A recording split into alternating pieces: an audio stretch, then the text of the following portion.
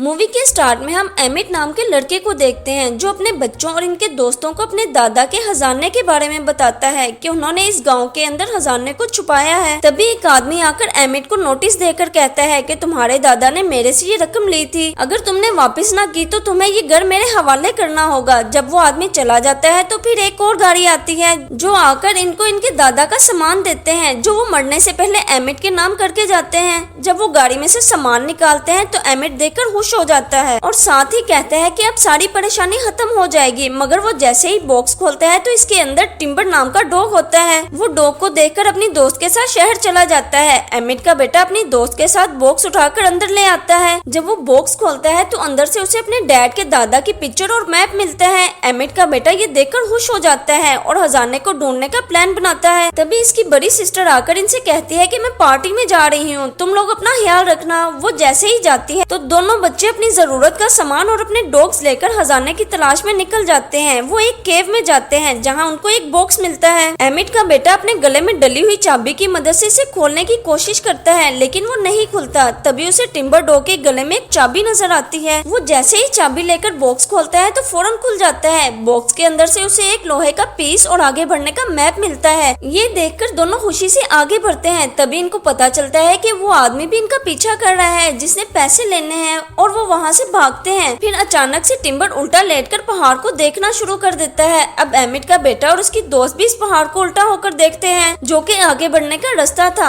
आगे बढ़ते हुए इन्हें सोने का सिक्का मिलता है। फिर वो जब थोड़ा सा और आगे बढ़ते हैं तो इनको एक पत्थर मिलता है जिस पर लिखा था कि खजाना हासिल करने के लिए तुम्हें पहाड़ के बताए हुए रास्तों पर चलना है। अब डॉग्स और ये दोनों तैरते हुए पानी की दूसरी तरफ आ जाते हैं। वहाँ पहुंचकर इनको भूख महसूस होती है तो ये पानी में से मछलियाँ पकड़ने लगते हैं और अपने डॉग्स को लकड़ियाँ जमा करने का कहते हैं। दूसरी तरफ एमिट की बेटी जब घर आती है तो नोट लिखा देखकर परेशान हो जाती है। साथ ही एमिट और इसकी दोस्त भी घर वापस आ गए थे। वो इससे बच्चों के बारे में पूछते हैं तो वो कहती है कि अपने दोस्त के घर गए हैं। दूसरी तरफ एमिट के बेटे को जंगल में एक बॉल और घंटी मिलती है। वो जब घंटी को गौर से देखते हैं तो इस पर कुछ लिखा था। एमिट के बेटे की दोस्त उससे कहती है कि ये आगे जाने का रास्ता बताएगी। तभी वहाँ पर भेड़िया देखकर वो डर जाते हैं। एमिट का बेटा जैसे ही इस पर अपना बैग फेंकता है तो वो डर कर भाग जाता है। दूसरी तरफ वो लोग जो बच्चों का पीछा कर रहे थे वो भेड़िया इनके सामने आ जाता है जिससे वो डर कर भाग जाते हैं। अब एमिट बच्चों को ढूंढने के लिए निकल पड़ता है क्योंकि एमिट के बेटे के दोस्त के पास ट्रैकिंग डिवाइस थी, इसलिए वो उन्हें आसानी से ढूंढ सकता था। उधर बच्चे जादूगरनी के घर पहुंच जाते हैं। वो बच्चों को देखकर इन्हें अंदर ले आती है और इनसे कहती है मैं और मेरी माँ यहीं पर रहते हैं, वो भी किसी काम से बाहर गई है। फिर एमिट का बेटा उसे अपने बारे में बताता है तो जादूगरनी उसे पहचान जाती है और जल्दी से बॉक्स लाकर उसे देती है जो इसके दादा के डॉग ने इसे दिया था।